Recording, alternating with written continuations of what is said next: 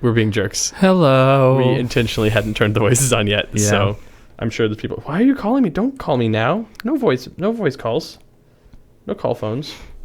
Aha.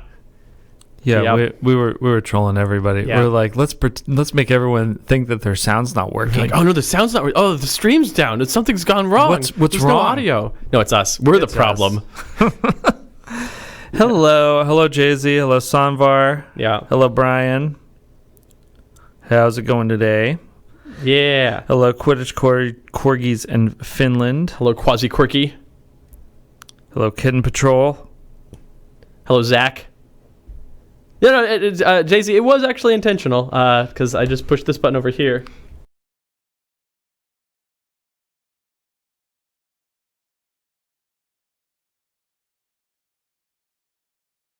And then they can't hear us, so they'll never know what we're saying. So we can say all kinds of bad things. They can hear us. They can hear us. Yeah. Oh boy. This is how I think people talk. It's right. like this. Hello, Arnanoff. What's up? What's up? What's up? Okay. All right. Yeah. Hello, Blue Darky. Sorry. Boy. Okay. So. Hello, Brian. I said hello, Brian. I said hello, Brian, as well. Wow, Brian gets 2 hellos. Yeah. That's special. What's up, Taffy? Don't make sounds. Yeah. Don't make sounds? Don't make. Oh, your phone don't make sounds. Don't I was make- like, My phone- I'm going to have a real hard time doing this podcast. Don't make sounds. No, my phone never makes sounds, but I didn't want it to vibrate either while I was doing an important video call with my best friends in the world and also Adam. Oh. Harsh.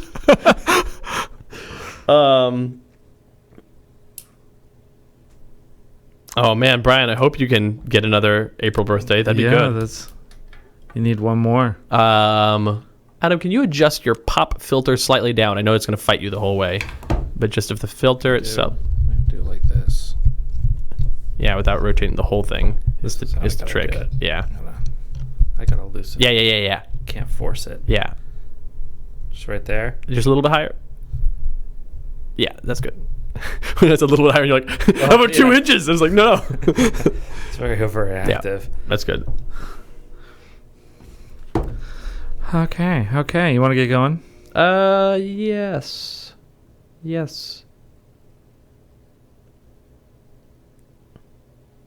Oh, Zach had a birthday 2 weeks ago.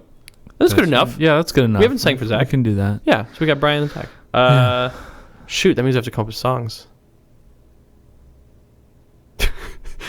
I can't think of a single song. There's no songs, Adam. There's no song. I can only think of instrumental songs. So genuinely, the first 2 songs I thought were instrumentals. Like, I need a list of ones I've done before because I do not remember. Oh, there we go. There's a task for the letters page. A list of songs we've already sang. Good luck.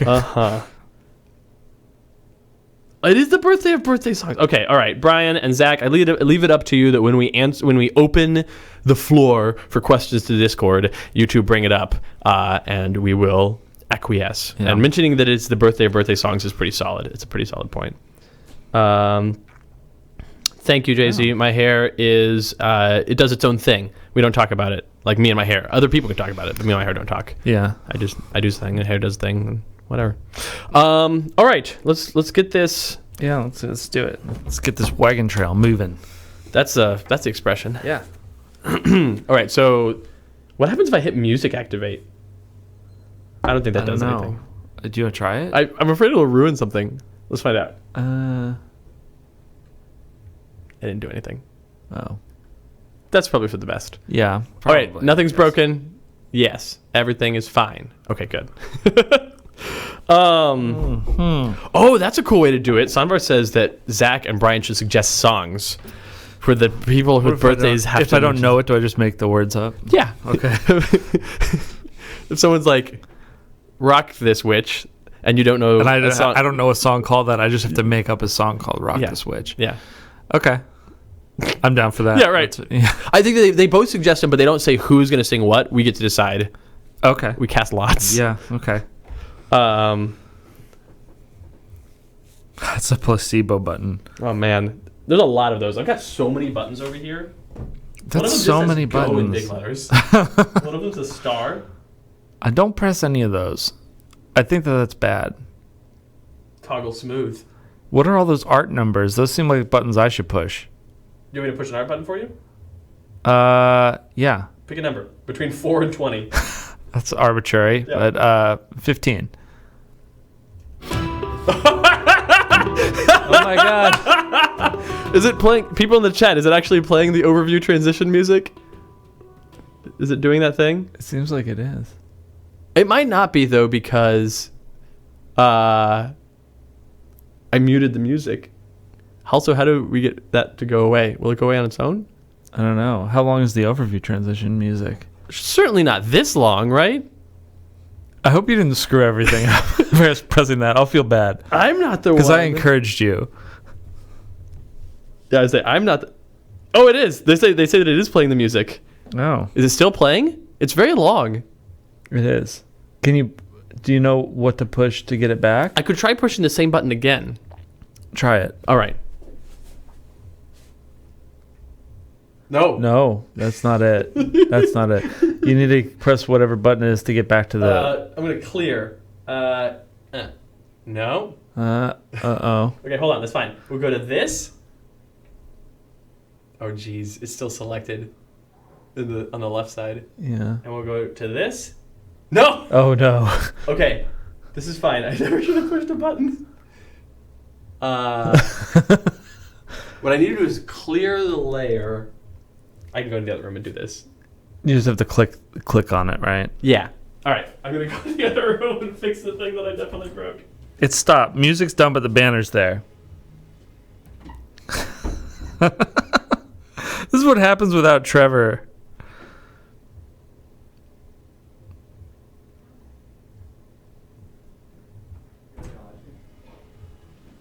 All right. So I fixed the problem, but then I found out what the problem was. It was Maggie. Maggie's the problem. You didn't do it. I Oh, did is it. the was- problem? Yeah. People can... Okay. Get out of You here. were standing right behind me. so Yeah. people You did a couldn't really see terrible job. I don't think you know where cameras are in this Yeah. room. Hang on. There you go. Yeah. Hi. There you go. You got it. It's your job. All right. Today on What Does This Button Do? All right. Wonderful. Okay. All right. Let's do it. You want to start this podcast? Yes. Okay. What if one of those buttons plays the music for the beginning? They're like da da da da da da da da da da. Let's not press any more buttons. Let's just agree that buttons are not what we press. I'll have to press at least 3 buttons at the end of the thing. Okay. Well, you know what ones those are, though. I'm gonna make it up. Gonna Okay. pick All 3 randomly. We have songs also. We do? Yeah, we didn't start the fire and Oh, Jesus. Down on the Street by Creedence, Down. Okay.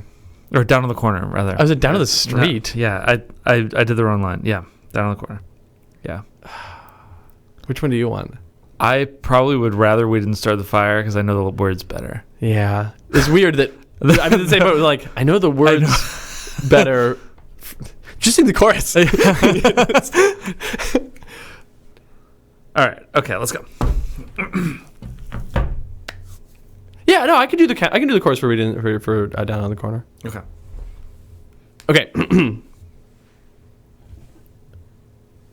Welcome to the Sentinel Comics Bullpen. This is editor's note number 29. Hello, everybody. Hi. Welcome. How are you? I'm good. Me too. I'm good. What are you excited about today, Adam? Just in general. Oh, what am I excited about? What are you today? excited about? I don't know. I haven't thought about. I've been very one-track mind. Yeah. About this show since I woke up. Mm-hmm. Coffee, I'm always excited about. Do you get to do anything fun after the show? Not really. Do I? What do I get to do after the show? You do, yes. What am I doing? We're going to listen to all of the audio lines for the Sentinels of Freedom video game. Yeah. Oh, yeah. We have voice actors for that. That's freaking crazy. And we have dozens of minutes of voice acting to listen to and approve or not approve as we see fit. All right. Well, yeah. we're probably going to just improve it. Oh, Setback finally got his email 2 days ago. Okay. They just didn't email him until then. That's weird. Yeah. All right. Well, it'll work out. Yeah. That sounds like Setback. Yep. Oh, boy. Boy. Even the voice actor's on brand. That's amazing. Yep. Oh, goodness. Okay. Right. Let's get down to business. Yeah. To defeat. Hello. Hans. Hello to the Discord. Yes. Welcome, everybody. Right. Thank you for being here. Thank you for watching us. This morning, before we went live with this episode, we were streaming. So anybody that's on the Patreon can go watch that video if you're not already watching it live. Did I make the Patreon post? No. See, I have it right here. It's up.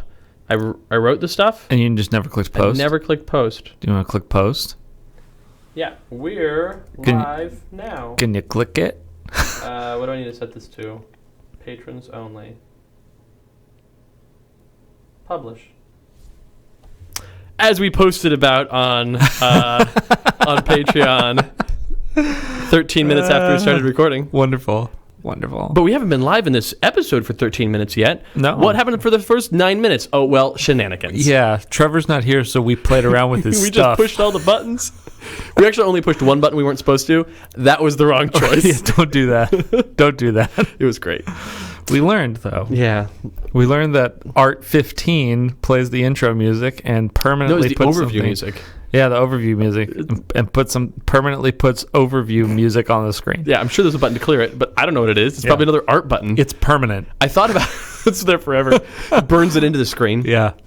Oh, goodness. All right. You want to talk about the upcoming schedule? Boy, do I. Yeah? I am excited about May's schedule. The Cool. schedule for the month of May. My birth month. Your birth month, which we'll be celebrating all month. Yes. I will be shocked if in any of these 4 episodes, recordings that we release that month, that it's not mentioned at least once. Yeah.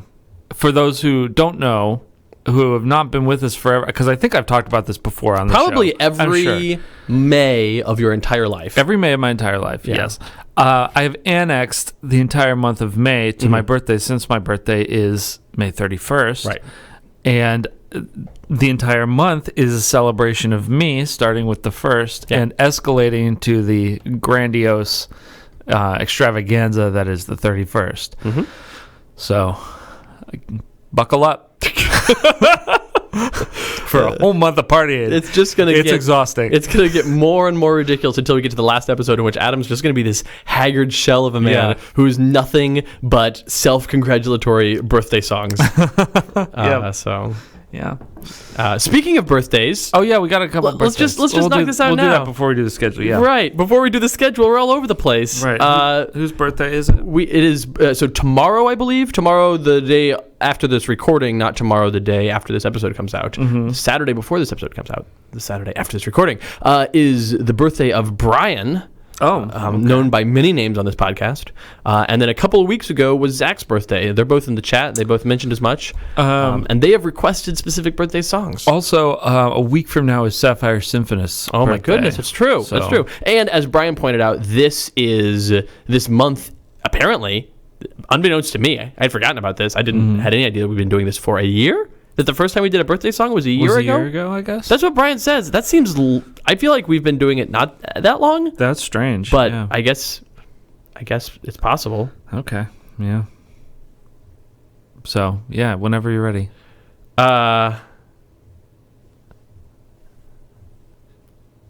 You got it. Nah, the third line. See, I got the first one. I know. The first 2 are easy. Yeah. And then the fourth one's fine too, but the third one's like... I'm just going to look it up. I'm just going to cheat. All right. I didn't pick the song, so... I'm curious about. I know we have had other people pick the songs for us. We've had the birthday victims. Oh, I had no idea. I'm curious about my ability to do this song while other words are going on. Yeah, good luck. How much time do you want? Because I think yours is the much more limiting factor. Are you going to start at the beginning? Yeah, I figured the beginning. Right. And how far do you want to go? do the first little part because. So what if I give you a verse and a chorus? Because this song has one verse, one chorus, one verse, one chorus, back and Okay, forth. yeah, that sounds good. Verse and a chorus? Verse and a chorus. Yeah. Okay. Are you ready? Mm-hmm. Early Harry in the Truman, Doris evening, Day, Red just China, about Johnny supper Ray, time, North Pacific, over South by the Pacific, courthouse, Magia. starting to unwind. Four kids on the corner. Trying to bring you up. the fire. Okay, good Who's chord. Down always on burned. the corner. Out there in the street. Really? And the ball playing. Okay, so you can't do it. It's really hard to do when someone else has words. Can I just tell you what the chorus of this song is? Because I don't. I the last two parts I had no idea. I had some sounds in my head. They weren't the words of the song. What were they? As you know, starts down on the corner. On the corner. Yeah. Out in the street. Yep. Willie and the poor boys are playing. Bring a nickel, tap your feet. Oh my God, that's like not remotely what I thought that was. Something country beat. Yeah, Yeah. Down on the corner, out in the street, gonna With the I thought with the poor boys. boots on. And I like Creedence Clearwater Got my Revival. boots on my feet. Okay, That's the feet is right. right. Yeah. Willie and the poor boys are playing. Bring a nickel, Yeah. tap your feet. Interesting. Okay. All right, yeah. On the other hand, Bring a nickel. bring a nickel. It's important you bring that nickel. Well, because they're playing the song, you gotta Right. throw them some money. yeah, nickel. just a nickel. Just a nickel. They're not that They're good. not that good. They're not that good. Inflation. Yeah. It's like 47 cents now. Right. You're like, hold on just a second. I have to count. You gotta tap your feet while counting too. I never count change out anymore. And so also this is you- really nickels are 5. Right. Okay. And also, you got to do that while singing "We Didn't Start the Fire," which you cannot do while No. someone else is doing other words. No, that's impossible. you got like I want to say 6 words in. I got to Johnny Ray. So 3 words in. No, Harry Truman, Doris Day, yeah. Red China, Johnny Ray. So That's 6 where words, I got so 6 to. words in. Right. Yeah, because Johnny Ray is 7 and 8, and those are the ones And then you I said, died on. well, I said North Pacific, and then I lost it from there. Joe DiMaggio. Right. And then I came back on Joe DiMaggio. Right. And then, yeah. Oh man. But, like, that was way disjointed, and then, like, yeah, that was bad. Sorry. So there's Happy your birthday birthday. songs. Zach and Brian, happy birthday. I think I swore in there, too. Oh, did you? I think so. Well, there's enough other sounds going on. Who Yeah. knows? Trevor will edit it in post to make us sound like we really did a good job at those songs. Yep. Yep. Narrator, no, he won't. Okay, All right, so upcoming schedule, the thing that you actually maybe wanted to hear us do, and not Yeah. the thing we just did.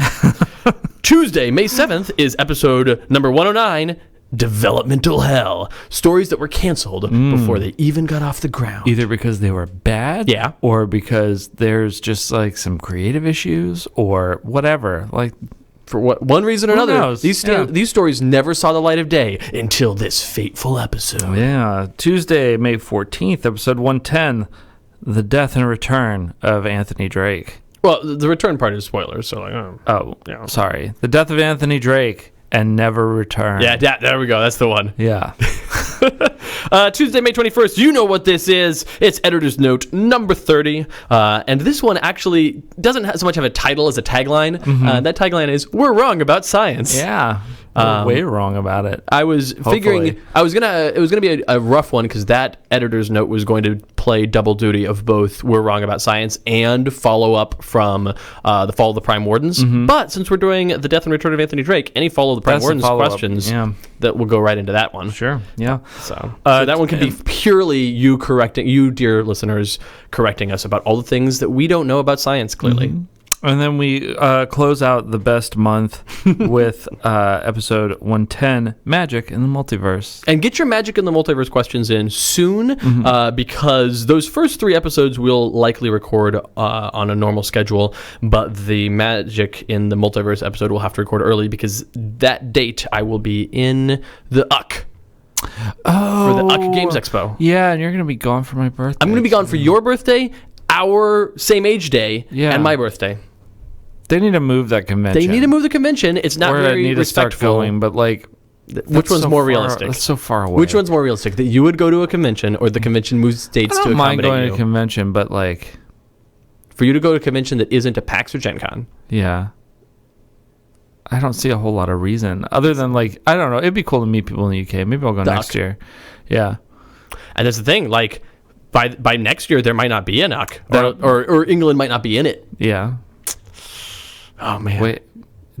No, the EU. No, they're gonna leave the UC. They're gonna really? Yeah. Oh my god, this is good. This is getting crazy. What are you doing over there? It's equally likely that anything could happen. Oh my god, they're just like. I like that for a second. You're like, wait, no, it's the EU, right? Yeah. I was like, wait a minute.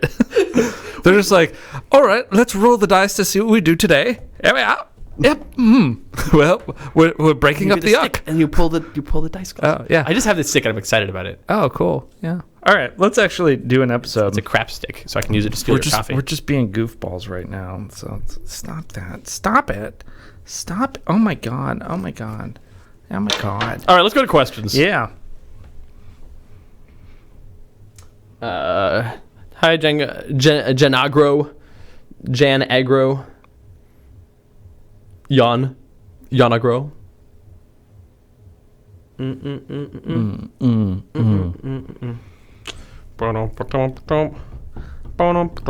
Okay, let's do this. I know Breck's excusing me, guys. But still, guys.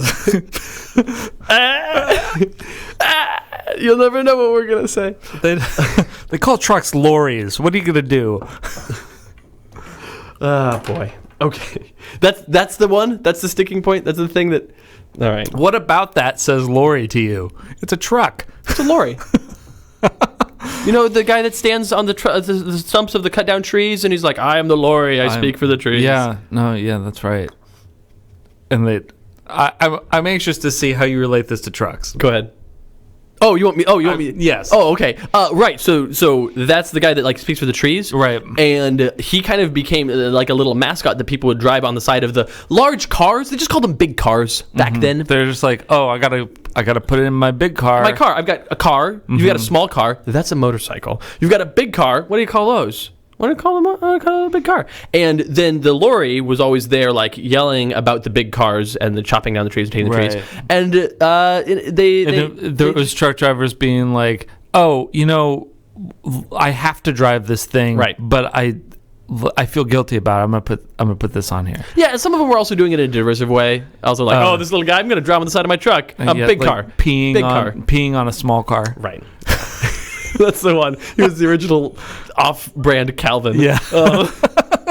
And so then eventually they called trucks lorries after the lorry who speaks for the trees. Okay. Yeah. That makes sense. Okay. And all of that was done in the gap in between the first part of the episode and actually starting the questions part. So it's not eligible for the episode itself.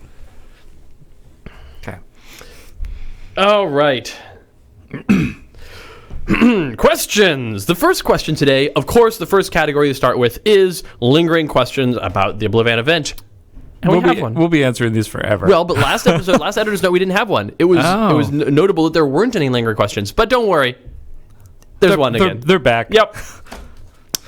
Today's question comes from the legally distinct Nevermore, who writes, "Hello, Christopher and Adam. I heard online, and maybe this is just a fan rumor, but I heard that the Sentinel Comics Oblivion movie considered changing Oblivion's goal from wiping out all life to just wiping out half of all life.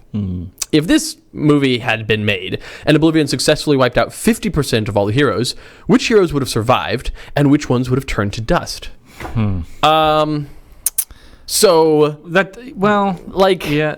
it's not so much that Oblivion, because Oblivion's goal wasn't even wiping out all life; it was wiping out all realities. Right. And so it wouldn't be that all realities would have been wiped out. It's not all life; it's wiping out 50% of the realities. Yeah. Well, so are you asking which would be the most dramatic 50% to kill?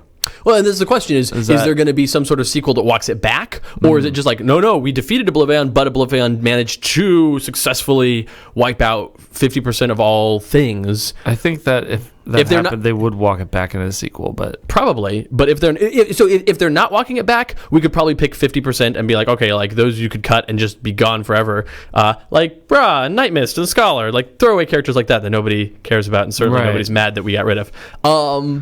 But if they're going to walk it back, then you get rid of probably all of the Freedom 5 except for Wraith and Absolute Zero. You keep Absolute Zero because, of course, you keep Absolute Zero. And then you leave, Wraith or maybe Bunker with I think that you leave, the old guard, and any of the newer ones are, You know, like you have Wraith and Legacy.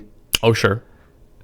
Tachyon's kind of See, too I don't know. powerful to keep around. It's tempting to wipe out Legacy for the sake of you, or maybe what you do is you wipe out Legacy but keep Young Legacy. Sadly, it's better if you do the reverse. Oh, you wipe out Young Legacy and Yeah. you give him a chance to be Yeah, like, what are you he's going like- to do, buddy? Yeah. Yeah. Are you going to be Iron Legacy? Make a better choice. Yeah. Yeah, that's a good point. Especially because what you're planning on doing post that. Yeah. Mm-hmm. Whatever. I'm bored of this exercise already. Right. Yeah. Oh, boy. Right, so we say 50% of reality. So Animalverse is still in. Extremiverse, wiped out. Yeah, gone. And Versiverse is in. Telenovellaverse is gone. Telenovellaverse is, well, I mean, obviously gone. Yeah. Obviously. Right. Yeah. So There's no version of the telenovellaverse that survives. it's not slated So for survival. sorry. It's going to get canceled. Yeah. Furthermore, who would the Freedom 5, or Freedom 2.5, Dark Watch and the Prime Wardens recruit to bring their rosters back to 5 from the surviving heroes? I think they would just kind of cobble together a team of. There'd be like one Between super those, team like- that comes together, and they're the final 14 that are You working. could call them Final Five and be like that. It's two members of Freedom Five, Freedom 5, two members of three Prime Wardens, and one Dark Watch. Yeah, Yeah, and and that's it's all set you back. got. Yeah. It's expatriate, and she's fighting to get set back. Oh, Twist. his luck wouldn't help him, like, because that's like the. Knowing his luck. Well, I know, but like his luck being bad forever, like that's the time that it needs to be good. Maybe his luck is the thing that helps turn it over to walk it back. Maybe, That and maybe he's like. He's gone, but his luck is still there, like trying to bring him back. Yeah, and also he's like, oh, okay, good. My power saved me this time, but it didn't. Yeah, and that's his words before he gets dusted. Is well, Yeah. that's just my luck. That's just my luck. Oh no. Thanks for any guidance you can give me. Though this didn't make it to the Oblivion movie, I'm planning on playing Oblivion using only the heroes that would have survived this colossal multiversal snap. So you want us to give you a roster to play against Oblivion with? Okay. So your roster is Wraith and Legacy, because we said those two for the Freedom 5.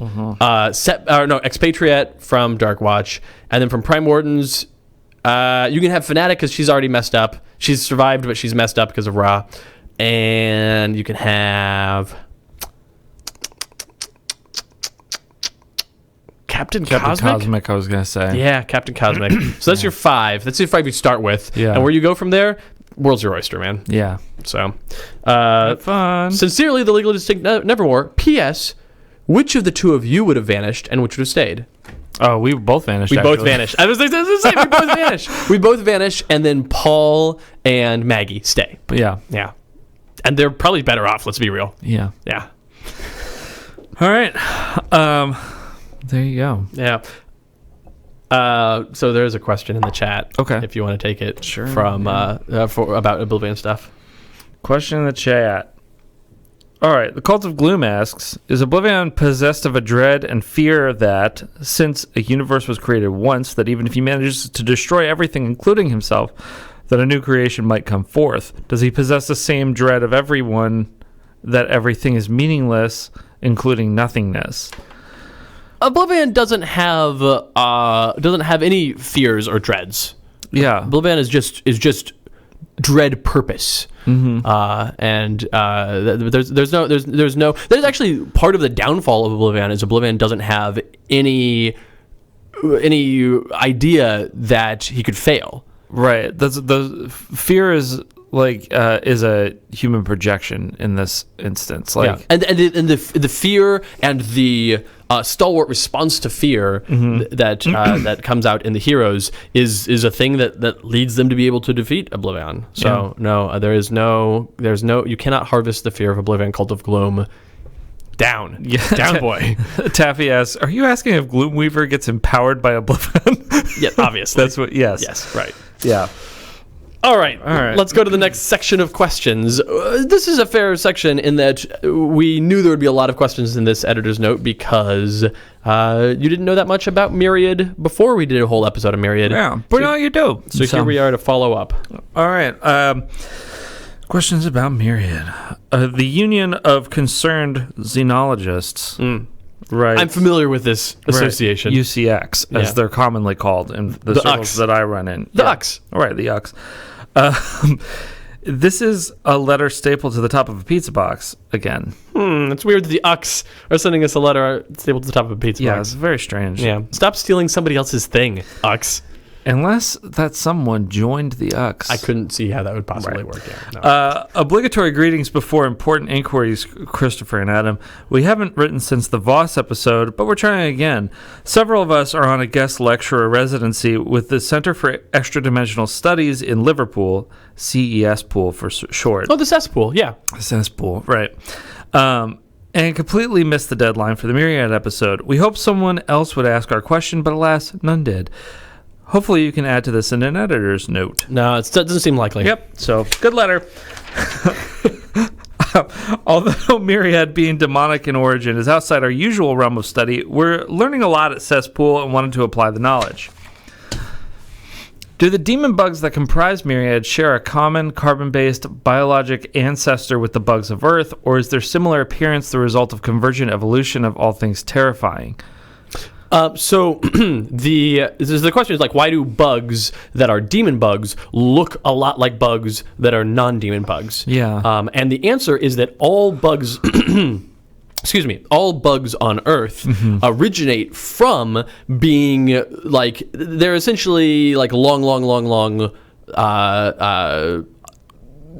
resultant evolutions of small amounts of demon bugs that came into this world and then bred with local organisms that It's were like in some way Zeus similar. with the cow. Exactly. It's It's exactly exactly like like Zeus with the cow. Thank you for that's a better explanation. Right. It's just they're like Zeus.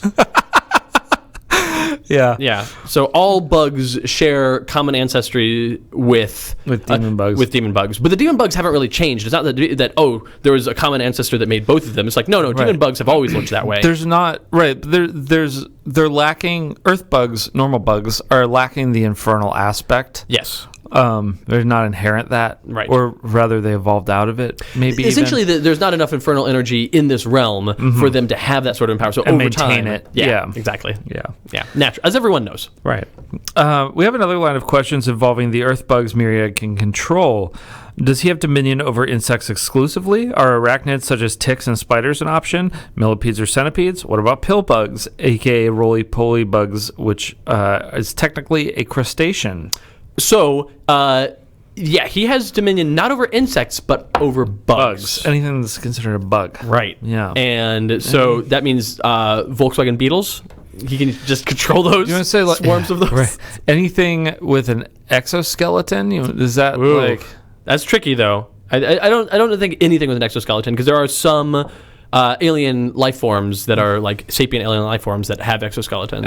Anything on Earth with an exoskeleton? Is it only Earth creatures? That's the question. That's a good question. Right. But so no, I would say that the Which would mean that Myriad can't control worms. right, that's true. So Myriad definitely can control ticks and spiders. Yeah. We know that. And millipedes and centipedes. Yeah. Those are all fair game. The pill beetles that are technically crustaceans, those count. Yeah, I think Those can be. Yeah. So so yes to all of those specific questions. So is it all crustaceans then too? We'll have to explore that if only somebody would ask us a question. If only Myriad would attack Atlantis and we could see. I don't know. Find out. We could see. Future will tell. This letter closes out by saying, I think that'll suffice for now. Thanks as always. As an apology for missing our deadline, we asked the proprietor of our favorite pizzeria, One Bobby Pesto, I knew it. to whip you up the attached, it's not a bug, it's a feature pizza. This turns my stomach. You have to read it though. I know. Topped with toasted mealworms on a crust made with high-protein cricket meal mixed in. Possibly for the best that Adam doesn't eat pizza anyway. You know, I gotta say that could have been a lot worse. It could have been worse. That's pretty gross, though. And I do eat pizza. I just eat keto pizza. Yeah, I was gonna say the last time pizza happened in the office, we were on the letters page, and you made a deal out of not being a pizza eater. Yeah. So Well, I have to eat keto pizza. you have to eat keto pizza. Yes. Well. Yes. Now I do. I'm on and off this diet, and I'm always more successful when I'm on it and healthier. More successful at what? Business. At business. Yes. The keto diet is ideal for business. It is ideal for business. Yeah. There are dozens of us. Right. I instantly have slicked back hair and a suit. That makes you better at business? Yes. I carry a briefcase around. Oh, a briefcase. Yeah. I was all sorts of I official. gotta say, I was doubting at first, but I'm back in. I get on phone calls to my stockbroker. Oh, boy. All right. Thank you for your letter. Thanks so much. I've got a letter here from Owl, who writes, "Hello, Christopher, Adam, and team. I had a question after the Myriad episode that keeps coming to mind." Oh, I'm going to read that sentence again. I had a question after the Myriad episode that keeps coming back to mind. Could the bug demon, that is a co-pilot in the car with Edgar Black, decide to leave him as a host, not to be confused with the host, and join with someone else? Your conversation about Spite being a terrible host for such a thing made me start thinking about this. So, the question is, could the bug demon entity that Change made hosts. Right, that made Edgar Black into Myriad, because I think that if the bug demon entity and Edgar Black were torn apart from each other, it's not a for sure thing that Edgar Black would die, but it would be rough going for him. His body has been changed. I think that he would. Oh, you know what would be sad is if the bug demon left and he still retains his consciousness across all those bugs, but they can't conglomerate anymore. Yeah, that's probably what would happen. Yeah, that his mind, the mind of Edgar Black, is out there in the bugs. Yeah, but it's just spread across thousands of bugs. Yeah, that's heartbreaking and also gross. But also and maybe like just desserts. Maybe justice. Yeah. Who knows? Yeah.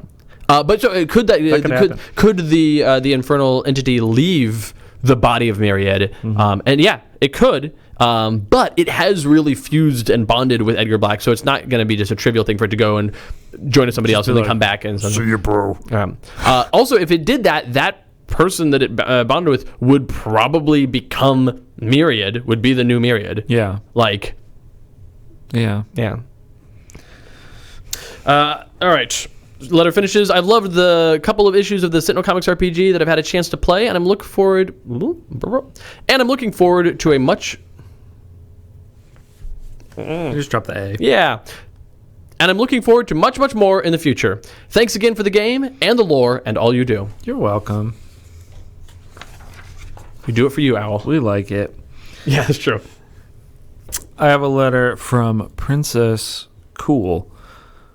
The coolest of princesses. I delayed there in case you were like, "Oh, is it Which another princess? Which princess? Oh, it's Princess Cool. Right. Oh, thank God. Oh, I thought Getting lousy with princesses up in here. Yeah. Hello again, gentlemen. Sorry, I didn't think of this in the episode proper. I didn't think of it in time. But could Myriad control like lobsters and those giant lice that live in the ocean? What about alien bugs? The gene-bound Psyweaver? Those massive spiders made of darkness that you surely get in the void? Best regards, Princess Cool. All right, one at a time here. So this is the I thought question. It was going to be like, who does Myriad love? Bugs. Bugs. She's asking about Myriad's true love. Yeah. Does Myriad want to smooch lobsters or those giant lice that live in the sea? So lobsters or giant lice that live in the sea, yeah. Probably. Myriad could control those. And I'm now imagining him down in Atlantis doing a thing, and he's just made all of lobsters. Ugh. Yeah. Very clacky. Yeah. Yeah. And crabs. Alien bugs, yeah, if they're bugs, the Psyweaver's not a bug. No, it's not. It's just a brain. Both the Psyweaver and then also from the Enclave of the Endlings, Corrupton, are both insectoid, but they're not bugs. Yeah, but the Psyweavers weren't even bug-like to begin with. No, they were fleshy beings. Yeah. That just got distilled out of their brains, and then those insectoid-looking exo chassis were crafted for them. Those are robot chassis. Right. It's a brain in a jar with a big robotic centipede body, sorta. Yeah. Yeah. But if there were void spiders. Probably. You know the void spiders? Yeah. The big old void spiders? Yeah. I know those. Yeah. Yeah. I'm well aware of those. Right. That invade my dreams every night. Yeah. Well, that's because they come into your room physically and they sit on your head and then you dream about them. Yes, this is true. Yeah. Right. Good times. So void spiders. I don't know that Myriad could control void spiders actually, because that's outside of the realm. They're not They're not insects or bugs from this world, and they're not the demonic insect demon things. Well, here's two questions. Sure. Because I think that the context is different. That's fair. Could Myriad in the void control void spiders in the void? I don't think so. I think that Myriad in the void Okay. could pull in his demonic His own insects. bugs? Okay. But he'd have a hard time doing that because in the void it's hard to get anything around. Now, what if one of those void spiders was in reality? I don't think he could affect it. Really? I think he could attack it with his own bugs and stuff like that, but I don't think he could control it because void stuff is so divorced from anything else in reality. Well, I'm wondering though if coming to this reality divorces it from a degree of that void stuff. It would a bit, but it's still made of the void. Okay. I think that he could come up with some sort of. This is a whole plot. This is actually a really fun plot. You get a massive void spider from the void. You Yeah. pull it into reality somehow, and then he puts some like demonic shackles on it, and is then able to like jury rig a means for by which he can He's control like it. herky jerky puppet animating this void spider. And he could like take some control over it, but Yeah. he's using it to terrible end. And if it ever breaks his control, he just has to flee and let it do chaos. Chaos is great for him. Yeah. Okay. So There you go. buckle up. I like saying that today. Dun, dun, dun, dun. Buckle up. There's going to be a giant void spider rampaging through your city. Coming to your town. Coming to your town. I've got a letter from Powerhound 2000 who writes, "Ahoy hoy, Christopher and Adam. He's creepy and he's kooky, mysterious and spooky. He's altogether ooky. They call him Myriad." They should make a song like that. I don't think so. I don't think think- that would ever work. Yeah. You're right. That's the whole letter from Powerhound. No, Powerhound has a specific question. The story and end of Urban Infestation indicate that Myriad can have bugs come off of him and spy on people. Spoilers? Jeez. Wow. Yeah. Spoilers. What kind of control does he have over these individual bugs? And what kind of range can he send them out? What information can he get from this? And can he get that information without direct contact with the bug? If a bug he sends out dies for any reason, would he even notice? Can he replace bugs that were once a part of him? Okay, so there's a few things in there. Yeah. My belief is that outside of a certain range, he still like he can give a bug a mission, Yeah. and then he can't get the information until he reincorporates that bug. And that range is pretty considerable, Yeah. but it's not infinite. Right, but so It's not dozens of miles. To me, the implication was he's placed this bug in the Freedom 5, and one day he'll reclaim it. And harvest its knowledge. Yeah. But Sinister bug. if he was like right outside the headquarters, then You can just get a could direct just, like, feed. yeah. Yeah. Even I would say like within a mile or two of the headquarters, you could Yeah. probably. Yeah. He certainly has influence over bugs within a couple miles of him. Mm-hmm. Like that's not unreasonable, and that's a lot of bugs. I think it's like it's what do you call it? Is it a Bezier curve? I don't know what that means at all. I just picked a word. You know what? We'll let people correct you in Right. the next editor's note. It's a Bezier curve. Right, We're this gonna call it that. Bezier curve. Yeah. that like slowly. That as you get farther, the control just wanes. Right. And so like he can at the limit of his control, he can pull them towards him. Right. But he can't like actually control them Until they get closer. Until they get closer. In the Bezier curve. Yeah. Right. In the Bezier curve. Perfect. Yep. Great. I love it. Powerhound says, we had some specific questions in here that we maybe haven't answered. If a bug he sends out dies for any reason, does he even notice? Depends on how far away it is from him. Yeah. Can he replace bugs that were part of him? Yeah, definitely. The part that is him is very nebulous and constantly changing. Yeah. Bugs become part of Myriad and stop being part of Myriad all the time. Right. Yeah. So there you go. And Powerhound ends by saying, "Time for me to bug out." Powerhound 2000. I don't get it. So there's an expression, bug out, like to leave, maybe to leave quickly or abruptly, to bug out. And so Powerhound ended by saying, "Time for me to bug out," which means to leave. But also it has the word bug in there. But is Powerhound a bug? Yes. Oh, okay. Now I get it. Yep. There you go. All right. One of those days, right? Check the Discord real quick. We don't have anything. Okay. All right. I have a letter from Mind Wanderer. The Wanderer of the Mind Wanderer. Yeah, Mind Wanderer. Wanderer. Yep. I just noticed a running theme among the new or newly upgraded villains introduced for the RPG. Myriad has a vague ghoul. He's a vague ghoul. I am the vague ghoul of Myriad. Ask me what my plans are. What are your plans? I'm gonna do some things. Stop it, vague ghoul. I really like the vague goal. I want to consume some part of you, but I'm not really clear on what. Myriad has a vague goal of overwhelming the world with bugs, but mostly he just shows up and wrecks stuff. Perestroika has vague goals of bringing down capitalism and establishing Soviet-era communism, but mostly they just engage in random acts of terrorism and wreck stuff. The Vandals literally just show up and wreck stuff. It's right there in their name, although I appreciate the historical double entendre. Hellfire is mostly focused on being a band. It's unclear what villainy goals they have, but it seems unlikely that they have major plans. I do want to point out real quick here that Hellfire also wrecks stuff. So it shows up in wreck stuff. Yes, for sure. Yeah. So far, other than the Order of the Simple Machine, which we haven't seen finalized, all of the new villains seem to be pretty short-sighted and undirected. Most of the old villains we know are returning: Baron Blade, Misinformation, Biomancer, Apostate, the Chairman, Gloomweaver, all are biding their time to reveal some complex major scheme. With Slaughterhouse 6 and the Ermine Freight Train duo seem to be the only exceptions. Is this an intentional dichotomy? None of the old bad guys are ready to act yet, so you, or the writers, had to come up with a bunch of new Villain of the Month types to stall? Or is that just the way things worked out? So it's kind of just the way things worked out, but there's some truth in there in that we made a bunch of villains, not so much that they're stalling, but they're here to be like, we want to put spotlight on these new villains or these newly upgraded villains. Right. And we want to take a lot of the old guard and be like, they're around, they're doing stuff, but we're going to have them take a few steps back so that you can get more focus on these newer villains. It's also get like, to know them. So we're presenting all of these villains for a role-playing game. Right. And they need to kind of be, the base level of them needs to kind of be a little bit more plug and play. Yeah.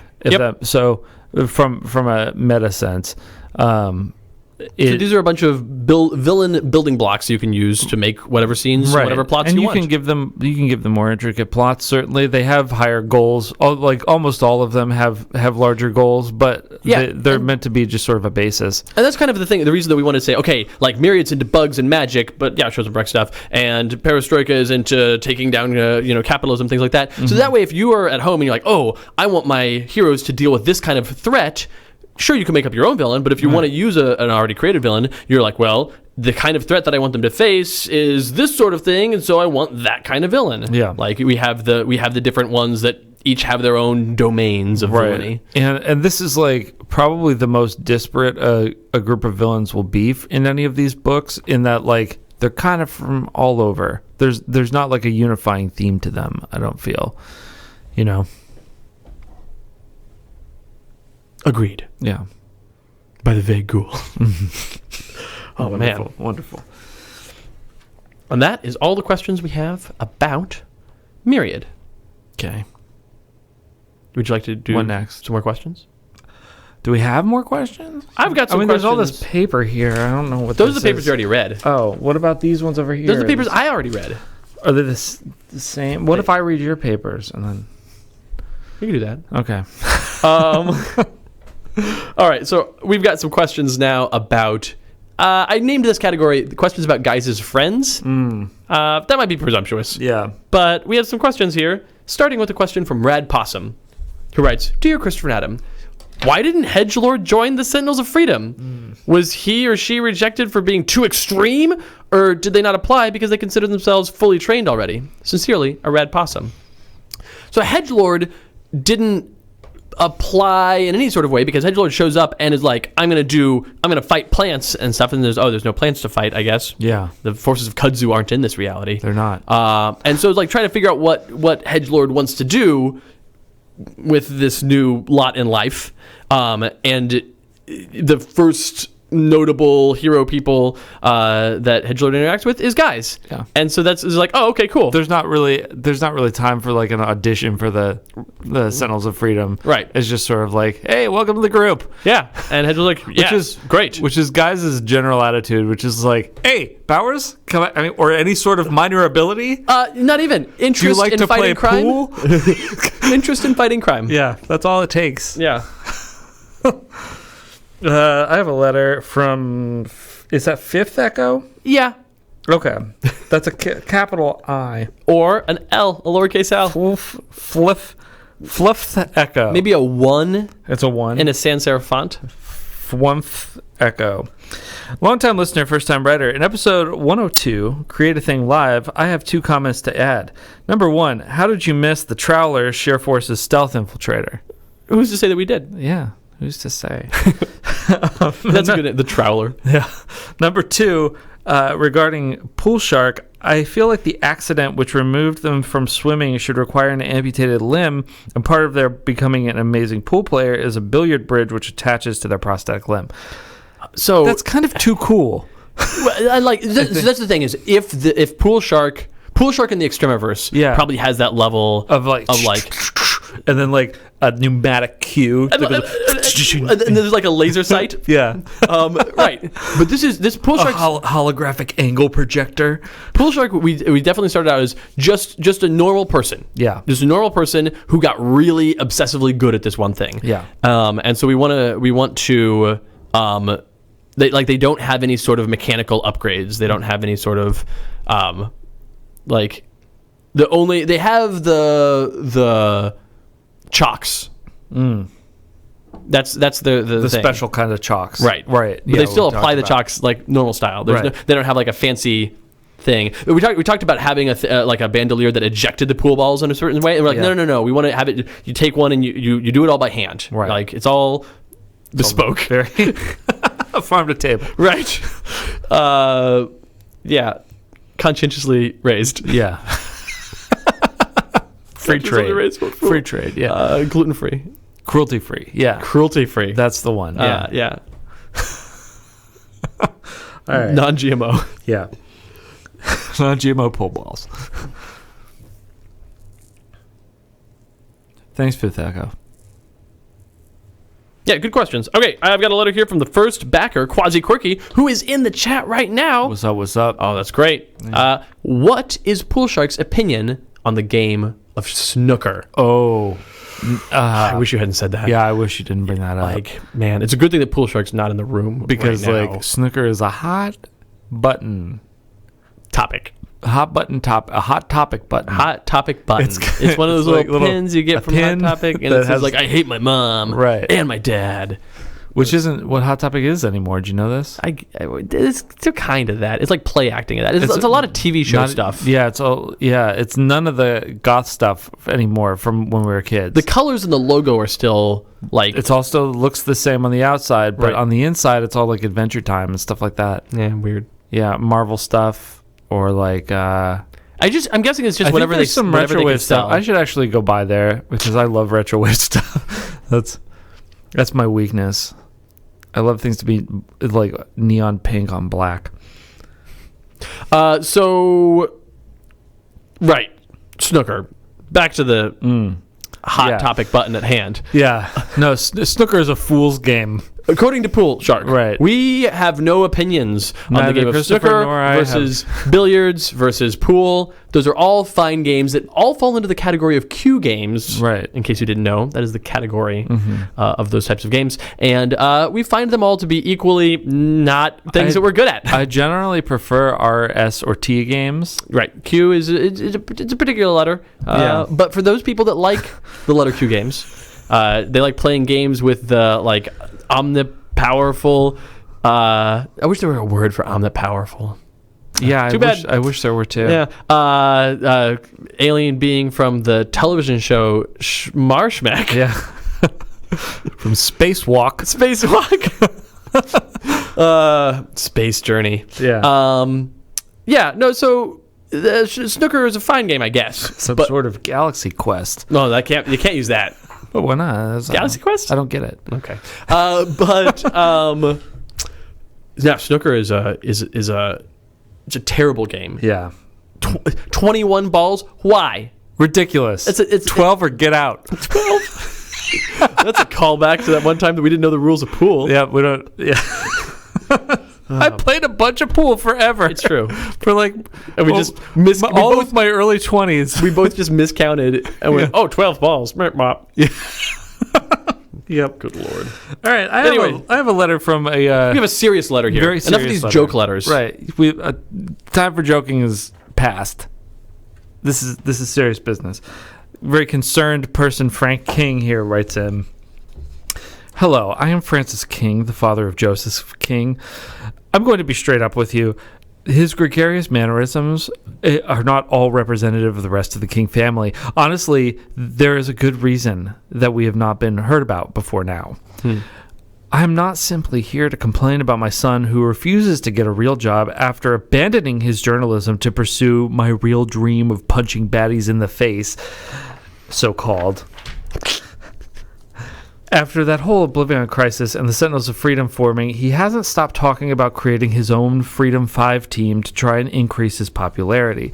My question is, do his new teammates just ignore his meta-delusions or his meta-delusions, or have they mostly gone away with the separation of the RPG timeline? God knows I've had to deal with them for so very long, I can't imagine how other people can handle that on a near daily basis. Thank you for your answer to this serious, frank question of mine. Also, if you could just find a way to get a superpowered therapist, a therapist that is superpowered to give better therapy, onto his team somehow, it would put the King family's hearts at ease. I would appreciate it very much. Yours truly, Frank King.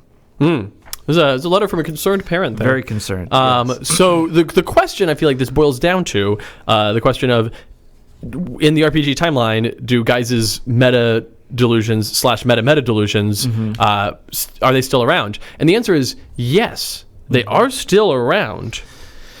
Yeah, he just because the reality is cut off, he's not actually there are more delusions. They're more delusional than ever before, but that doesn't mean that they're not there. And look, if Guise claims that he's breaking the fourth wall and he appears to be talking to some sort of reader or listener or player or something like that, that's just his own thing. Yeah. It has nothing to do with reality.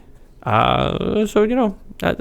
But that said, I would hate to be a parent of Guise. I know, that would be just heartbreaking. Yeah, it would be. Yeah, to be the progenitor of Guise. Fortunately, that's not our lot in life, and.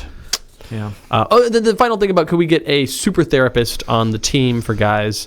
I don't think he's interested in that. Well, and also I don't know that a super therapist would find it worth their time. Yeah. It's a bit of a lost cause situation. Like, maybe if he were committed and but not out and about fighting crime, running through the streets, Yeah, he has to go to therapy on his own terms, of his own volition. You can't force this on him. Right. Yeah. You can't force it on anybody. You've got to want change. Right. Right. You have to want help. You can lead a horse to water, but you can't make him swim.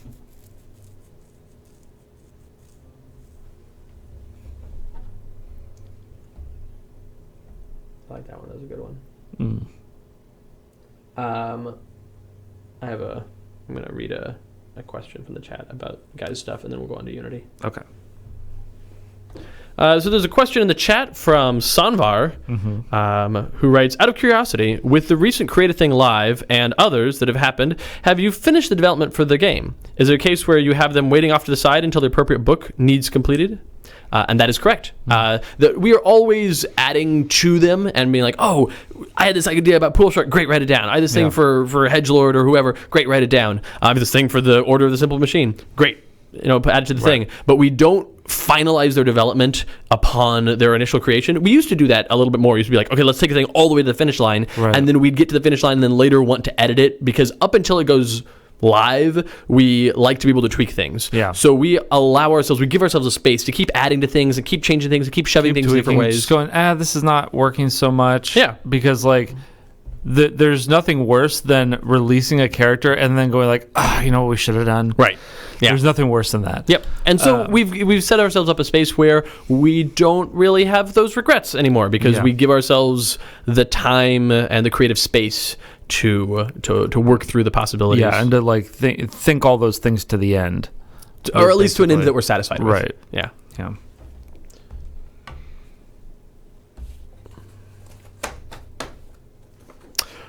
All right, on to a new category, questions about Unity. We just recently did the Day in the Life Unity episode, and it sparked a couple questions.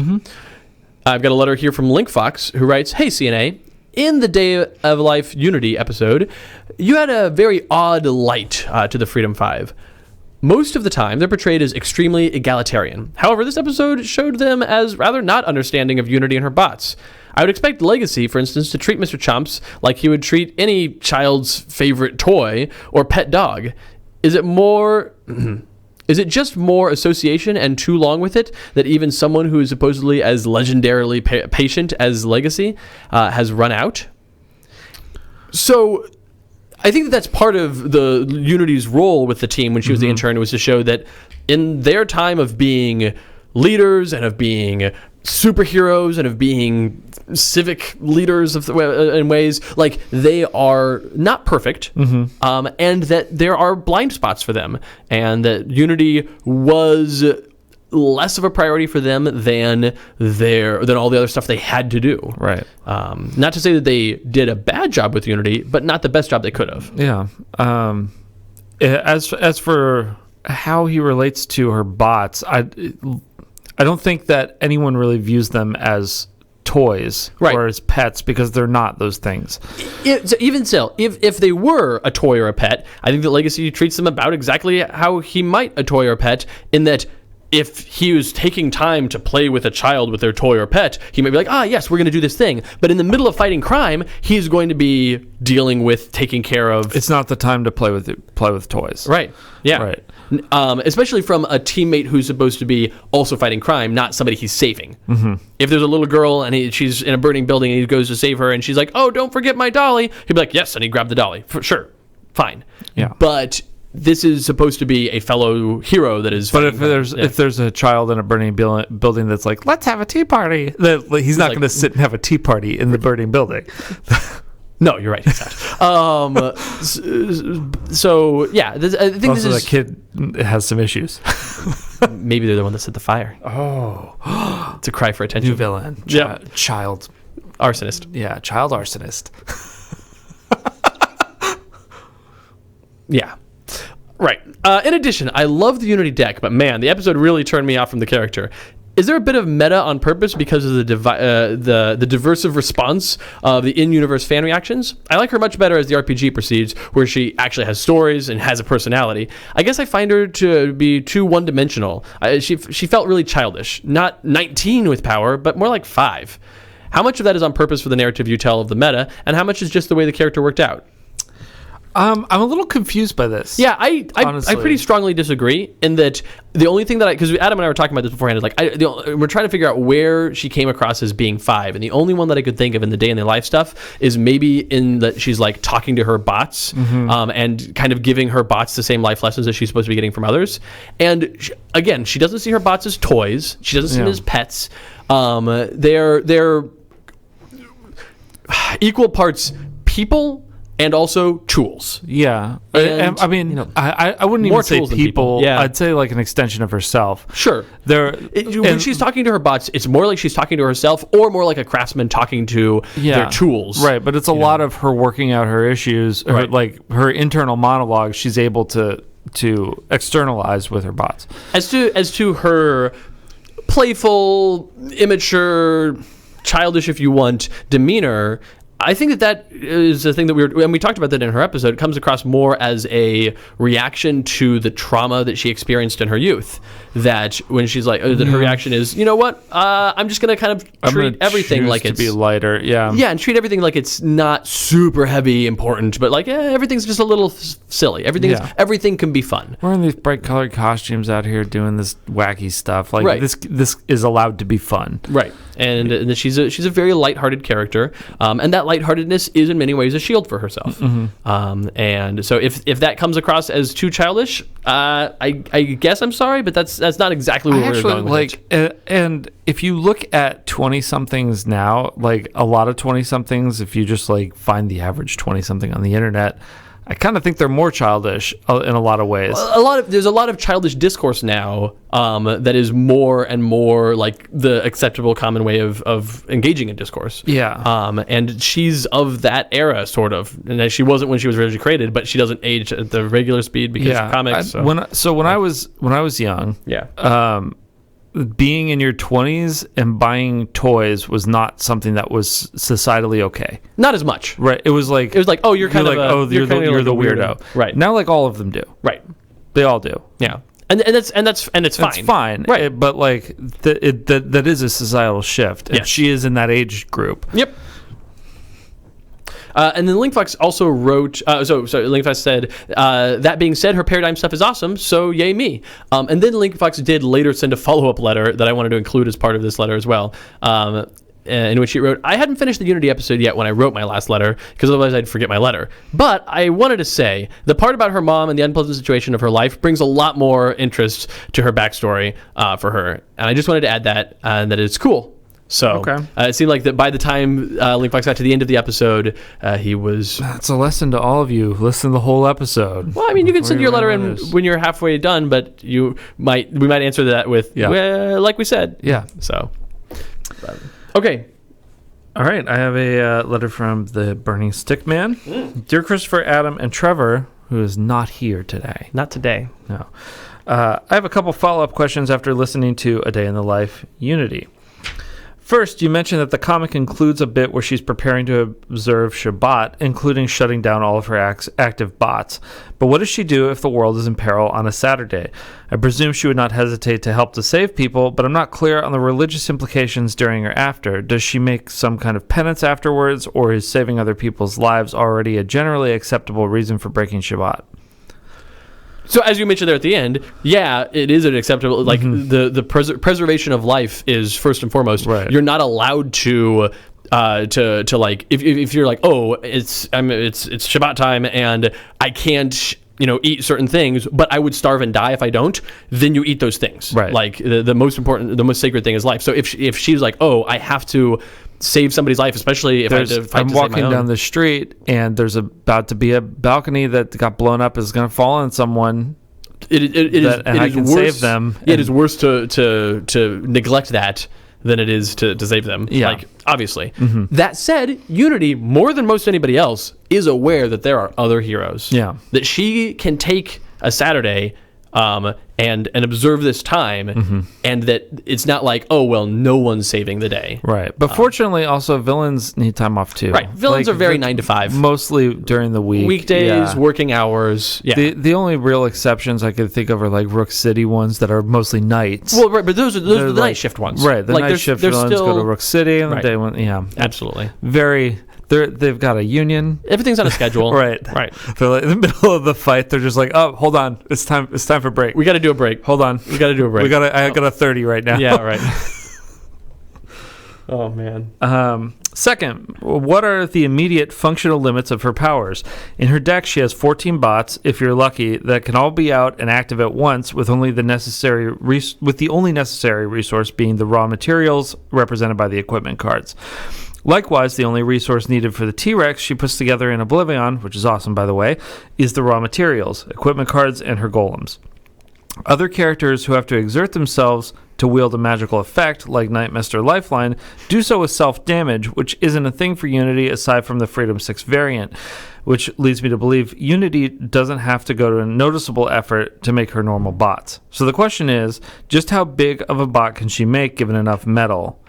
And I assume, like, the extension of that is how big of an bot army can she make? So T-Rex is a pretty big bot. It's big, yeah. And much bigger than that is going to be really difficult for it to structurally hold together. Yeah. Because it's the size of a real T-Rex. Yeah, it's huge. Big. And the thing is that, like, as she makes bigger and bigger things, they are, like, the laws of physics... Oddly, we choose to invoke those now. But the laws of physics apply to them, that they're going to, like, the pieces that they're made out of are going to slow it down because they weigh a ton and they're not going to have enough servo strength to keep moving. Yeah. And so that's kind of the limits of her abilities. That said, if she's making like one big bot, it's harder to keep that one active than it is to keep like a few smaller bots active. And certainly if she had tons of very small bots, it would be difficult to do that and also keep. She could probably have dozens of like palm-sized bots. Sure. Like, But she generally likes to make things that are roughly like small to medium in size. Yeah. So like a small dog or larger. Yeah. It's between a small dog and a human being is like her general a large range. human being. Yeah. Yeah. Between a small dog and the bunker suit, actually, is a pretty Yeah, there you it's go. a pretty solid range. Yeah. Yeah.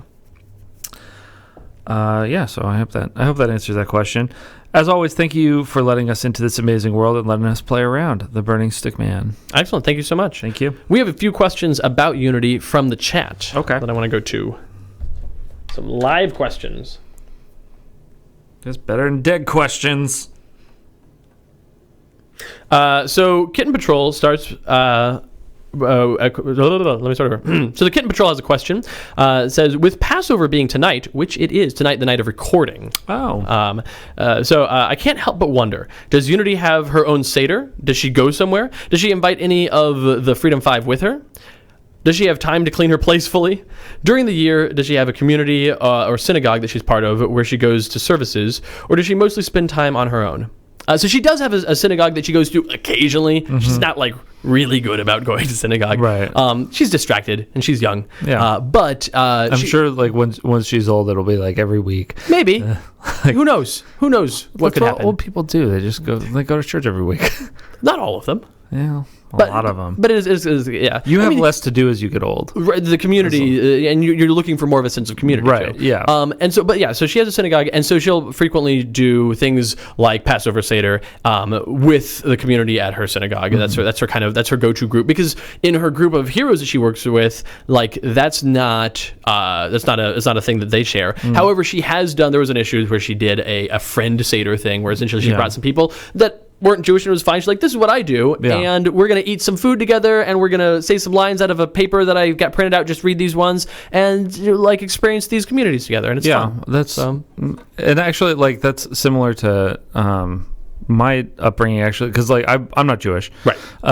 Religiously, I was raised Christian, but we did Passover every year. Passover was a thing that we did as well. Yeah, that it was just part of it. We did like the whole ceremony still. It's a different Passover service. Yeah. But there are similarities. Mm-hmm. So that's the thing that she does. Like we said, she's observant, but not like hyper focused. Right. She's not orthodox. Yeah. So. Enchen writes, do Wraith and Unity celebrate Jewish holidays together, or does Unity have feelings on Wraith's lack of observance? Also, on a not Unity but semi-related note, given their last name, are Dawn and Expatriate Jewish? So Unity doesn't really have specific feelings about Wraith's lack of observance, other than you're even less. Like, she's aware that she is not Orthodox, but she's like, I do the thing that I do, and Wraith does even less. And a few times Unity's been like, hey, Wraith, are you doing a thing for Passover or something? And Wraith's like, no, I'm not. And it's like, oh, cool, okay, great, bye then. Right. Dawn and Expatriate, they have a traditionally Jewish last name, and Dawn, and as a result, Expatriate probably has some Jewish ancestry, but it's so like far removed from their from their modern lives that it's not a thing. So like, yes, technically, but they're not like they're not religiously Jewish, right? Yeah. And then Brian asks, having made a T-Rex bot one time, would it be easier for her to make it again? It solves pretty much every problem, right? Bank robbery, T-Rex bot. Need to reach the top shelf? T-Rex bot. Bored with the reruns on TV? T-Rex bot. Undercooked steak? T-Rex bot. You get the idea. I can't find my keys. T-Rex bot. Yeah. So again, it's going to take a lot of resources to make a T-Rex bot. Yeah, I don't think that she would do that a lot. Right. It's not something that she's going to repeat. Yeah. She pulls it out for Oblivion because it's a big deal. It's time to pull out all the stops. Right. But it's a red zone ability. Yeah, it is a red zone.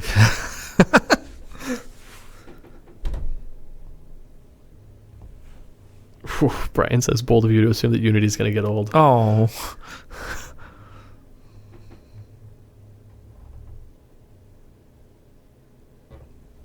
All right.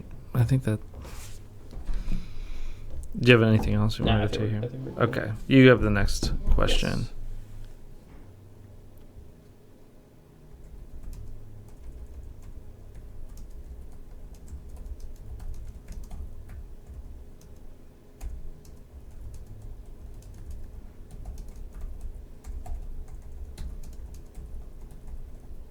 Okay. All right. The last section of questions here today is, as always, our other questions. And the first one we have is from Kablooey, who writes about their starter kit experiences. We had that starter kit stories episode a while ago, and this letter didn't make it then. Hello, I'm definitely too late for the proper starter kit stories episode, but in my defense, I hadn't found this podcast yet. I'm still working my way through the backlog. I just finished the Iron Legacy episode at the time of writing, but I wanted to submit what I think is the coolest contribution to my version of events. Well, welcome. It's great to have you as a new listener, and thanks for writing in. Yeah. I'll set the scene. Having just saved the people of Yakutsk from a potential nuclear meltdown, as well as having saved a proletariat from a fanatic-based meltdown, Bunker and Wraith have taken the Freedom Jet to Insula Primalis. There they find, gasp! A cybernetic Allosaurus is attacking their friend Tempest. Bunker heroically leaps into action and into the Allosaurus's mouth, preventing it from chopping Tempest. Captain Vance decides to leave the suit there as sort of a muzzle and leaves him in out-of-suit mode. Then there's some fighting and banter, more dinosaurs show up, and to make a long story slightly shorter, the nearby volcano sends down a river of lava, ultimately destroying the Allosaurus and the bunker suit. Oh my god. The part that he didn't remember is... The part that Captain Vance didn't remember is that he had a few key items in the suit at the time. Notably, the Voidheart Sliver and the Oblivion Shard from the last two issues. Oh my god. So while a suitless Captain Vance and Wraith are nearby fighting tree spirits or whatever, the shards take control of some nearby elements, namely the melted pieces of the bunker suit and the lava, now made into obsidian, and they make a new form. This form plants the sliver, but the Oblivion Shard, combined with all the Void jelly that's already seeped into the cracks, keep the golem alive, protecting the Nexus of the Void for the foreseeable future. And I call it Obsidian. Oh my god. That's crazy. My main point... My main point was to tell you that story, but I'm also curious, would those things interact like that? I know, my table, it works how I want, but would it work given the pre-established... maybe rules is too generous for things like the Void and Oblivion Shards. I'm about to play the Daybreak one-shots with the same group, and I'm eager to get my hands on the core rulebook. I wish you all of the best. Kablooey. Embarrassing PS. Technically, Obsidian only tried to plant the Voidheart Sliver, but my players thought that a chunk of the glowing rock that attacked them, trying to embed itself in the dinosaur island, was a bad thing, so I tried to make them drop it. I sent pterodactyls, plural. I sent more lava, a freaking T-Rex, but I could not get them to drop the shard. Eventually, the countdown ran out, and I told them I told them what was supposed to happen, and we all agreed that that's what we wanted, but it still wasn't one of my finest moments. Yeah, so the one concern that I have with this, before getting into would this work in the fiction, is where you said you had the obsidian creature plant the sliver. Yeah. And my fear there is that it is a GM controlled player pushing the story in a direction. Yeah. Like giving the players the chance to actually be the ones that plant that sliver, I think is really important. To like they make the choice whether it's planted or not, which is why it's written in the issue where it's like the players get into a clearing and all of the opposition, if they're there in the clearing with any intent to plant the sliver, all of the opposition will back off. And if they're like, okay, we're not planting it, then the opposition attacks. But if they're like, oh, we're planting it, then great. But so in that situation, I might have been like, okay, the obsidian creature that's powered has the sliver and it is able to communicate to the players, this needs to be planted here, and like try to give them that opportunity. Yeah. That said, what you did was super cool and it sounds really awome. Yeah. Would that Obsidian's cool. Would that That's work? a neat thing. Sure, that would work. The way that it would not work. Right. Yeah. The way that obsidian shards and void magic work is like what needs to happen in the story. That thing can happen, but with weird costs and twists. Yeah. Like. And that's just magic. That's comic book magic. Right. What needs to be is there's just some sort of downside or complication. Yeah. Well, all right. So that's cool. I liked that story. Yeah, it's a good one. Yeah. That's actually one of my favorites, I think. Anything that has to do with planting the sliver, I'm like, yes, do the thing. I have a letter from Wesley, who writes, Dear Christopher and Adam, at the time of this writing, I have just finished the Extremiverse episode as part of my attempts to catch up on every episode before participating. However, one of the comments you made about the Extremiverse prompted me to write my first letter early, so apologies in advance if this has already been addressed. At the end of the questions section, you mentioned that instead of President Roosevelt, President Mustaine was present on carved into a South Dakota mountainside. While I don't doubt the extremeness of President Mustaine, I have to wonder just how else President Roosevelt was honored, given some of the extremeness of his life in our reality. This is a man who charged up San Juan Hill on foot, kept a loaded gun on himself at all times in the White House, knew how to bare-knuckle box, founded the National Park System, beat his own asthma by drinking enough coffee every day, and had the perfect moment to go brooding when both his wife and mother died on the same day. I suppose that should be a spoiler alert, but it's been over 100 years at this point. He did that in our reality, so what were some of his accomplishments in the Extremiverse? He also, wasn't he like shot? Yeah, I was going to tell that story. I love the story of like he's getting out of a car to go do a re-election speech. Yeah. And as he gets out of the car, a guy jumps from the crowd and shoots him in the chest. Yeah. And there's like smoke and chaos and screaming and everybody's not sure what's going on. And so there's all sorts of chaos going through the crowd. Yeah. And then like 5-10 minutes later, he steps out on stage to give his speech. Didn't he punch the guy too? I thought, I don't know. Maybe that's aggrandizing. Like, but I doubt it. I'm not sure, but I doubt it based on the I'm gonna things that assume he happened. punched him. Okay, it's not important. I mean, the thing is, shot sucks. But so he steps out on stage to give his speech, and he's like, some of you have probably heard there's been some sort of commotion. Everything's fine. He reaches into his pocket to pull out his notes for his speech, and they're all bloody. Yeah, and so he's like, well, and he gives a speech just from memory. He gives a lovely speech, and really rallies the crowd. Gets back in the car, and it says, "Gentlemen, if you would drive me to the hospital, I'm afraid I've been shot." And they pull the bullet, which had lodged in his chest muscle. His chest muscle was so beefy strong that the bullet couldn't go all the way through it. It was just lodged. Yeah. Oh man. Yeah.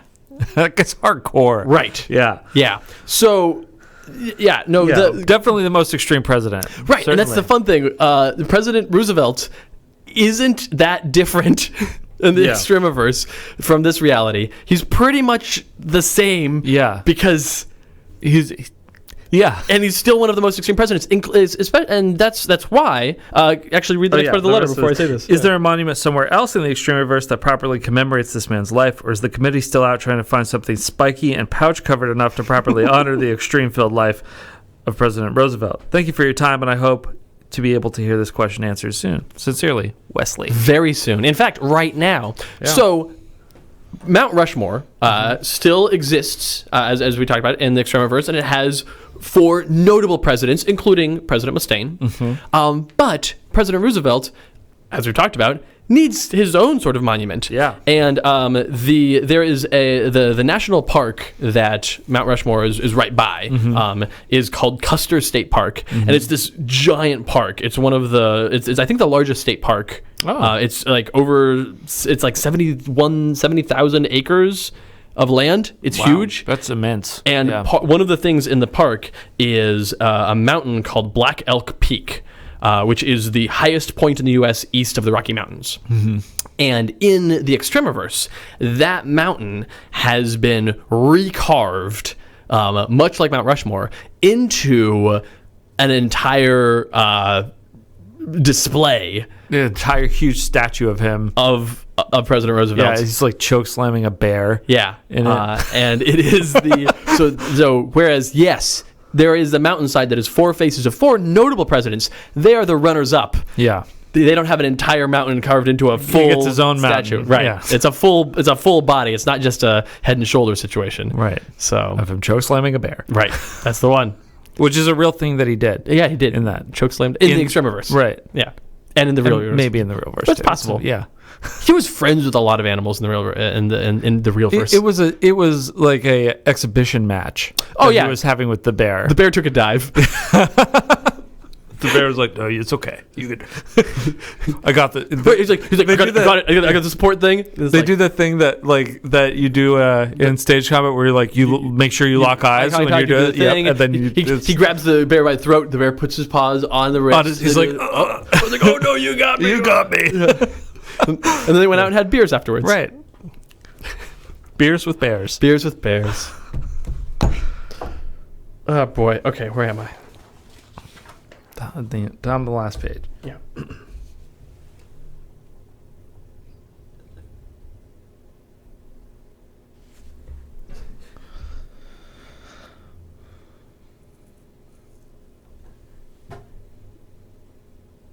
So yeah, there's a question for you from Jay-Z. Mhm. Let's do that one right after I do this King Cat question, Okay. and then we'll do the last two. Okay. Okay.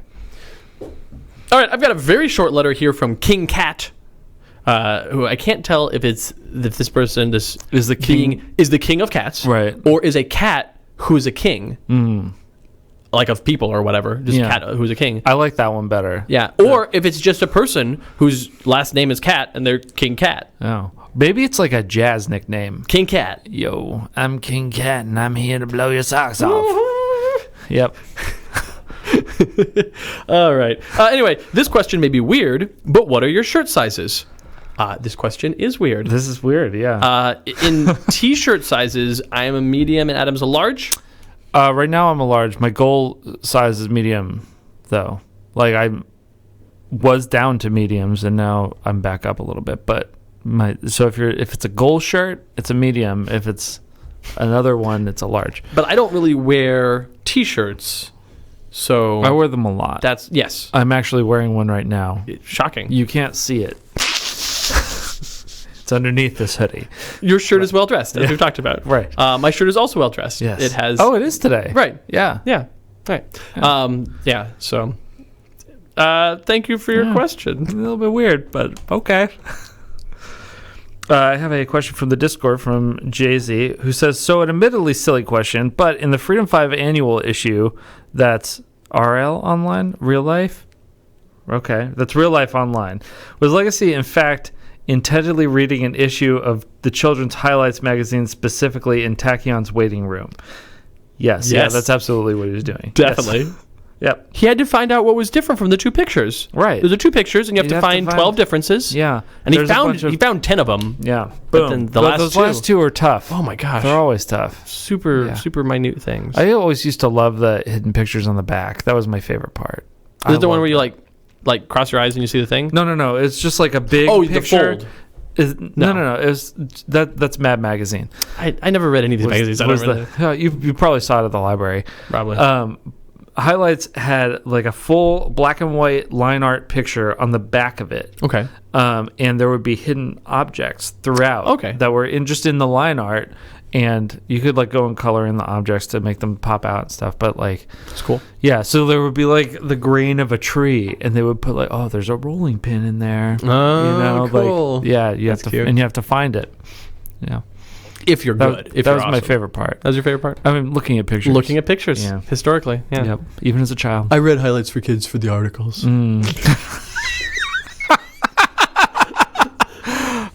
Make way for ducklings, right? Yeah. All right. Our last two letters, we're not going to answer. Well, one of them we will, sort of. But we're giving meh answers to these questions because they are letters that hopefully will spark some people's ideas, some question writers' ideas for upcoming episodes. Yeah. I've got a letter here. Oh no, this is yours. You get the first one. Yeah, I get the second one. This is from Code Gorilla, who writes, "Greetings, Christopher and Adam. This is kind of an oddball question, so it probably fits best in an editor's note." Hey, good call. Yeah. Good call.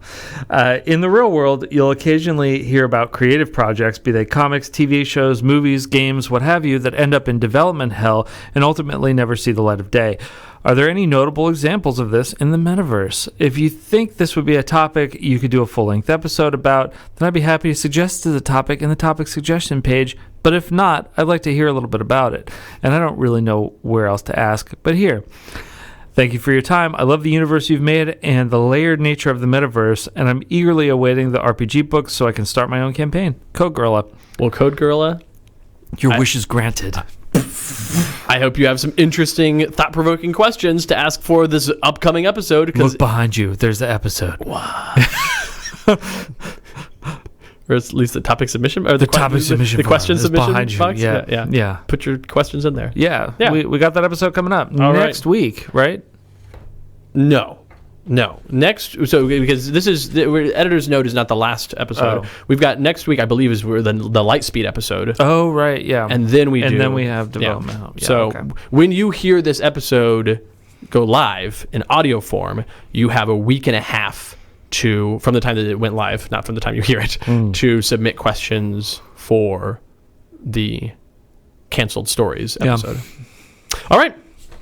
Last question today is from Mare Imposter, who writes, Dear Triskofer and Adma. Yeah, there's only so much you can do with mine. Yeah. Christopher has a lot of letters to mix up. I have a very limited permutation. Yeah, that's what I hear. Yeah.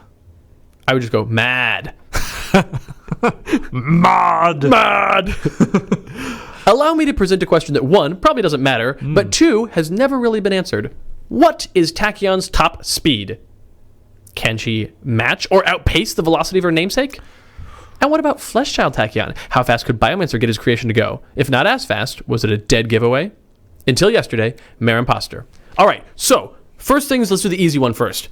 Fleshchild Tachyon can't go as fast as regular Tachyon. Right, but not in a way that anyone but Tachyon would notice. Right, because she goes so fast. Fleshchild Tachyon is going so fast. It's like, okay, great. She's moving faster than the human eye can properly perceive. Must be Tachyon. Right. Why would it be not Tachyon? Right. That's how fast Tachyon can go.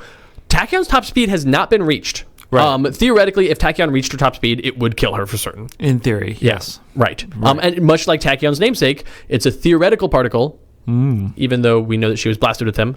Yeah. They're still theoretical because they're not observable. Yeah, but also in theory, she has no top speed. Right. Like that's Potentially, she could go so fast. She can go faster than her body, which is already like weirdly able to go fast and not get destroyed. She can go far fast. She can outpace that ability. So yeah, it's tricky. So we know that she reaches Mach 8 on foot. Because she mentions it at one point. Yeah. Which I don't know how fast that is. Very fast. It's very fast. I know that. I know that much. Very about it. fast. Yeah. I don't know how many miles per hour that is. She breaks the sound barrier. Oh, so I mean, Mach 1 is breaking the sound barrier. There you go. That's 8 times that. Then is probably what Mach 8 is. Yeah. People are gonna see this. The reason I say this is for a future episode is because we're gonna say some things right now about her top speed and all that, and then you guys can tell us how wrong we are. Yeah. Okay. In editor's note number 30 next month. So the question is, can she go faster than the speed of light? I think yes. Yeah, because she's fast. She can go faster than is observable by the human eye. So she can go not only faster than the speed of sound, but the speed of light. And that, I think she can't sustain that very long. Yeah, but what? Like, how much more than 5 or 6 seconds of going faster than the speed of light do you need? Good Lord. She's not breaking the time barrier yet. Right. That's a trick. Yeah. That's not a thing that she's ever done in comics. Right. So. Yet. But once she's done it once, has she done it forever? That's a good question. I don't know. Should I push a button so that we can outro? Don't push a button. So we can go from questions to the outro time? Like, it's one of these buttons. Don't press. We'll just go to the outro. Okay. All right. We could just pretend. Just pretend to press a button, but don't actually push one. Pretend. Thank you. Thank you all for listening. Thanks so much.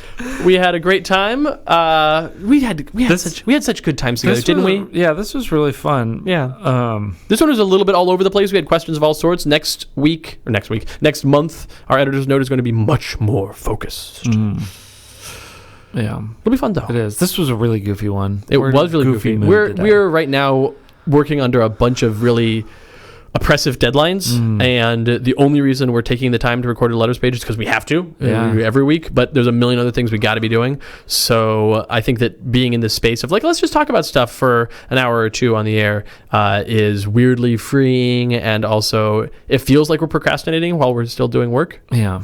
Anyway, we're having a great time. Yeah, we are. We're going to go listen to a bunch of voice actors speak in the voices of our characters. And if that's not weird, I don't know what is. Yeah, that's real weird. But, yeah. As always, thanks for listening. Thanks. And we'll catch you next time. And go ahead. Thanks for all our Patreon supporters. Right. As always. Yeah. We could not do this without you. Right.